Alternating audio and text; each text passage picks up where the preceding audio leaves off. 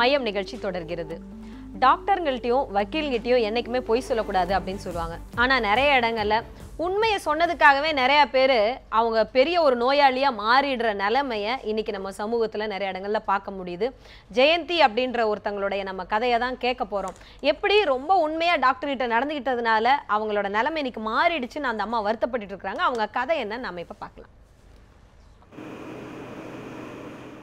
2009 December 2ஆம் தேதி சென்னை ராமபுரத்தில் வசித்து வர ஜெயந்தி தன்னுடைய கணவர் ராமசுப்பிரமணியத்துக்கு சக்கரை நோயை பரிசோதனை செய்யறதுக்காக சென்னையில் இருக்கிற பெரிய மருத்துவமனைக்கு போயிருக்காங்க.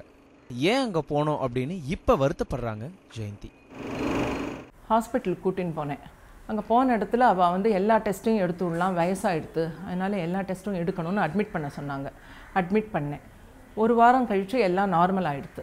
நார்மல் ஆன உடனே திடீர்னு ஃபிட்ஸ் வந்தது. ஃபிட்ஸ் வந்தோடனே அவங்க ஏதோ ப்ரொசீஜர் பண்ணணும்னாங்க. ப்ரொசீஜர்னு தான் சொல்கிறாங்க. ஆனால் அன்றைக்கி ப்ரொசீஜர் பண்ணது மேலே மேலே ப்ரொசீஜர்னு என்னமோ ப்ரொசீஜர் பண்ணிகிட்டே இருந்தாங்க. இன்றைக்கி 8 மாதம் ஆச்சு. அவரால் எழுந்து கூட நடக்க முடியல, மனுஷால் புரிஞ்சுக்க முடியல, வாயால் இன்னும் சாப்பிட முடியல, இன்னும் ஒன்றுமே பண்ண முடியாத நிலைமையில் அவர் இருக்கார். பல விதமான டெஸ்ட்லாம் எடுத்ததுக்கு அப்புறமா ஜெயந்தியோட கணவருக்கு மூளையில் ஒரு அறுவை சிகிச்சை உடனடியாக செய்யணும் அப்படின்னு டாக்டர் சொன்னப்ப அவங்களால அதை மறுக்கவே முடியலை. பயம் ஒரு பக்கம் இருந்தாலும் ராமசுப்பிரமணியம் சிகிச்சை முடிஞ்சு நிம்மதியான வாழ்க்கை வாழணும் அப்படின்னு நம்பினாங்க. தன்னுடைய நம்பிக்கையை அந்த ஹாஸ்பிட்டல் காசாக்குன்னு தான் நினைக்கிறாங்க ஜெயந்தி. எங்களுக்கு சாதாரணமாக கிச்சன் தான் ஹாஸ்பிட்டல், கிச்சன் சாமான் தான் மெடிசன்ஸ். நாங்கள் ஹாஸ்பிட்டலே போனதில்லை. கிச்சனில் இருக்கிற மிளகு, ஜீரகம், ஓமம் அதை வச்சு தான் நாங்கள் எங்களை குணப்படுத்திப்போம். வயிற்று வலினா ஓமம், வெத்தலை கஷாயம் சாப்பிடுவோம். ஆன்டிபயோட்டிக் மிளகு தான். அதனால் எதுவாக இருந்தாலும் நாங்கள் மிளகு கஷாயம் குடிப்போம். மிளகு மஞ்சள், சளினா மிளகு மஞ்சள் பால், வயிறு சரியில்லைன்னா சீராம்பொடி சாப்பிடுவோம். ஸோ இந்த மாதிரி தான் நாங்கள் வாழ்ந்துட்டு இருந்தோம். அன்னைக்கு ஒரு நாள் நான் ஆஸ்பத்திரின்னு போயிட்டு இன்றைக்கி வந்து எங்கள் வீடே ஆஸ்பத்திரி ஆகிடுது. இப்போ படுக்கையில் இருக்கிற ராமசுப்பிரமணியம் ஒரு நாள் மறுபடியும் நடக்கணும், தன்னோட பேசணும் அப்படிங்கிறது தான் ஜெயந்தியோட ஆசை. நானும் வேண்டாத கடவுள் இல்லை, வேண்டாத தெய்வம் இல்லை. அந்த கார்த்தால ஆனாக்க யோகா பண்ணிவிட்டு குளிச்சுட்டு சந்தியாவந்தனம், சூரிய நமஸ்காரம், பிராணாயாமம் எல்லாம் பண்ணுவேன். அக்னிஹோத்திரம்.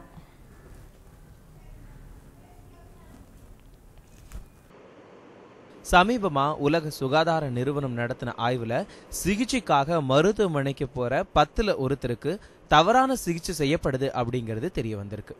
இத உறுதிப்படுத்துற மாதிரி அமைஞ்சிருக்கு ராமசுப்பிரமணியத்துக்கு செய்யப்பட்ட அறுவை சிகிச்சை.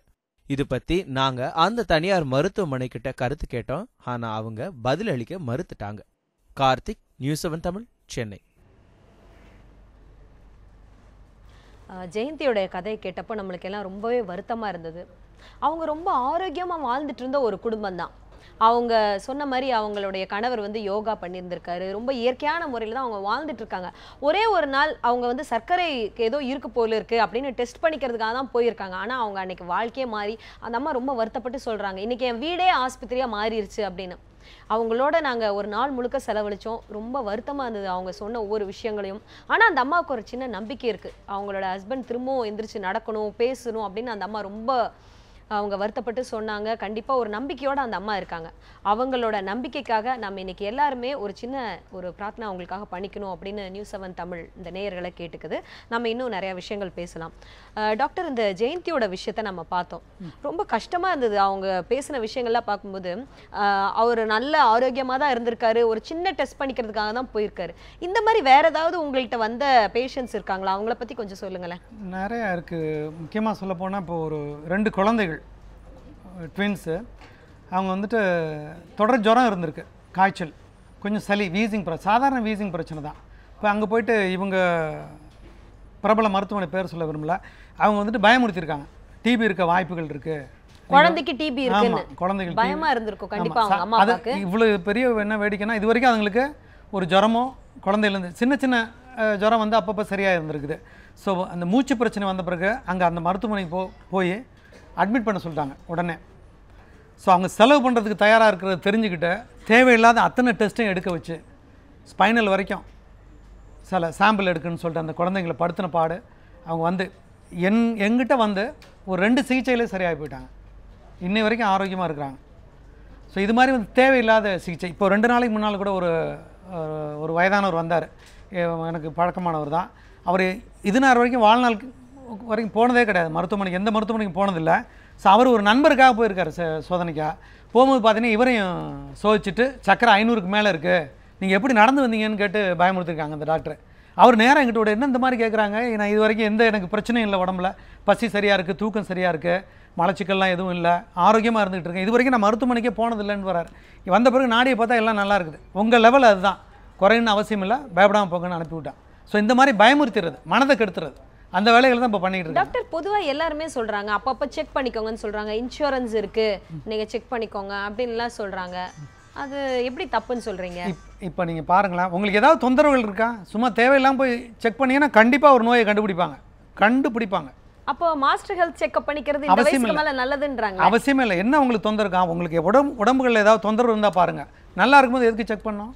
தேவை என்ன இருக்குங்கிற அவசியமே இல்லை. அதாவது ஒரு மனிதன் வந்து நல்ல தூக்கம், நல்ல ஒரு ஆரோக்கியமா இருக்கிறப்போ, நல்ல தூக்கம் வருது, நல்ல பசி எடுக்குது, இந்த சமயத்துல வந்து எந்த டெஸ்டும் அவசியமே இல்லை. மாஸ்டர் ஹெல்த் செக்அப் தேவையில்லை, அவசியமே இல்லை. 40 வயசுக்கு மேலே அது வரும் இது வரும்ன்றலாம் எல்லாம் இவங்க வந்துட்டு பயமுறுத்தி அதுக்கான மனநிலையை தயார்படுத்துறது தான். அவசியம் இல்லை. உங்களுக்கு ஏதாவது தொந்தரவுகள் இருந்தால் அதுக்கு சோதனை பண்ணுங்கள், பிரச்சனை இல்லை. எதுவுமே இல்லாமல் போய்ட்டு நான் போய் டெஸ்ட் பண்ணுறேன், புதிய நோய்களை கண்டுபிடிப்பாங்க கண்டிப்பாக. சரியா? நார்மலாக பார்த்தீங்கன்னா எல்லாருக்குமே இருதயத்தில் அடைப்பு இருக்கும், அது தானாகவே சரியாகிட்டே இருக்கும். நீங்கள் சோதனைக்கு போகிற நேரத்தில் ஏதாவது காட்டிடுச்சுன்னு வச்சுங்களேன், இயந்திரம். இப்போ மருத்துவம்னா உங்கள் உயிருள்ள உடம்புக்கு பண்ணுறதில்ல, இயந்திரத்துக்கு தான் பண்ணிகிட்டு இருக்குது. இப்போ அலோபதி மருத்துவம் பார்த்தீங்கன்னா என்ன டெஸ்ட் வருதோ, எம்ஆர்ஐ ஸ்கேனு, சிடி ஸ்கேனு, இசிஜின்னு சொல்லிட்டு எடுத்துகிட்டு அந்த இயந்திரங்களுக்கு தான் இப்போ மருத்துவம் நடந்துகிட்டு இருக்கு. அப்படி பார்த்தா நீங்க எல்லா விஷயத்துக்கும் நீங்க நாடி பிடிச்சி தான் செக் பண்றீங்க. ஆமாம்.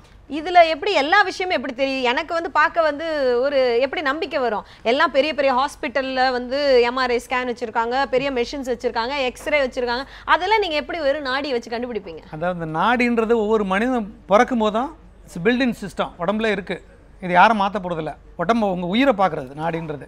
நீங்கள் பார்த்தீங்கன்னா வலது கையில் பார்த்தீங்கன்னா ஒரு 6 உறுப்புகளுக்கு நாடி பார்த்துடலாம். அது மாதிரி இடது கையில் முக்கியமான உறுப்புகள், இந்த பஞ்சபூத உறுப்புகள்னு பார்த்தீங்கன்னா இருதயம், நுரையீரல், மண்ணீரல், கல்லீரல், சிறுநீரகம். இப்போ நீங்கள் இந்த காதை எடுத்துக்கிட்டிங்கன்னு வச்சுங்களேன், காதோட அமைப்பை நீங்கள் பாருங்களேன், சிறுநீரகத்தோட அமைப்பை நீங்கள் பார்க்கலாம். சிறுநீரகம் எப்படி இருக்கோ அப்படி தான் காதோட அமைப்பு இருக்குது. அதுபோல் குழந்தை கர்ப்பப்பையில் தலைகீழாக இருந்தால் எப்படி இருக்கும் நீங்கள் பாருங்கள், அது அந்த அமைப்பில் தான் இந்த காது இருக்குது.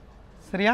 ஸோ இப்போ இந்த காதுன்றது பார்த்தீங்கன்னா நம்ம சுவிட்ச் போர்ட் ஆஃப் த பாடி, உடம்போட அத்தனை உறுப்புகள் இங்கே தான் கனெக்ட் ஆகுது. ஸோ இப்போ இந்த காது மருத்துவத்தை நான் பிரத்யேகமாக படிச்சுட்டு வந்திருக்கிறேன். ஸோ காதிலே நம்ம பல நோய்களுக்கு தீர்வை உடனே ஆன் தி ஸ்பாட் கியூர் பண்ணிடலாம். உங்களுக்கு சொல்கிறது ஆச்சரியமாக இருக்காது. ரொம்ப அதிசயமாக தான் இருக்குது. காதை வச்சு எப்படி நீங்கள் உடம்பு முழுக்க டெஸ்ட் பண்ணுவீங்க? ஆமாம், நீங்கள் பார்த்தீங்கன்னா இந்த காதோட கீழ்ப்பகுதி பார்த்தீங்கன்னா தலையோட தொடர்புள்ளது.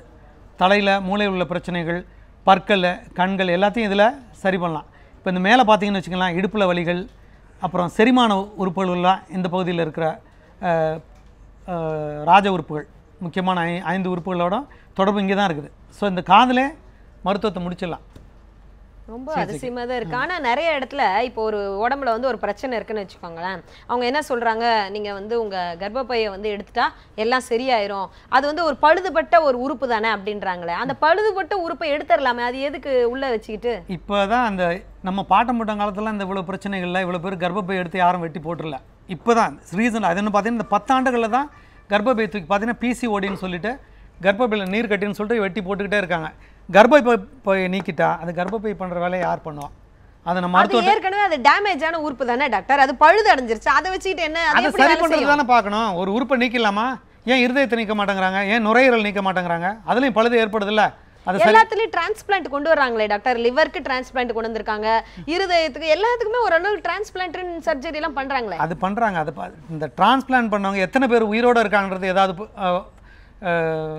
கணக்கு இருக்கா? பண்றாங்க. எவ்வளோ நாள் உயிரோடு இருக்காங்க, ஆரோக்கியமாக இருக்காங்களா, பழைய வாழ்க்கையை அவங்க தொடர்றாங்களா? இது செஞ்ச பிறகு ஒரு டேமேஜான உறுப்பை கூட இயற்கை மருத்துவத்தில் சரி பண்ணலாம். கண்டிப்பாக சரி பண்ண முடியும். இப்போ நீங்கள் பார்த்தீங்கன்னா பித்தப்பையெல்லாம் நீக்க வேணாங்கிறோம், உடம்புல கத்தி வைக்கிற வேலையே கிடையாது நம்ம மருத்துவத்தில். முடியை வெட்டுறதுக்கு, நகத்தை வெட்டுறதுக்கு மட்டும்தான் கத்தி. மற்ற எந்த ஒரு பிரச்சனையாக இருந்தாலும் நம்ம மருத்துவத்தில் சரி பண்ணிக்கலாம். உடம்பே சரி பண்ணிடுறோன்னு சொல்ல போனால், இன்னும் நாங்கள் சரி பண்ணுறது தவறு. பஞ்சபூத சக்தியில் சமநிலை, 5 ஆற்றலை சமநிலைப்படுத்திட்டா போதும், உடம்பு சுகமாயிரும். நோயின்றது என்னன்னு கேட்டிங்கன்னா கழிவு தேக்கம் தான். கழிவு தேங்காமல் பார்த்துக்கணும் உடம்புல. கண்டிப்பா டாக்டர்.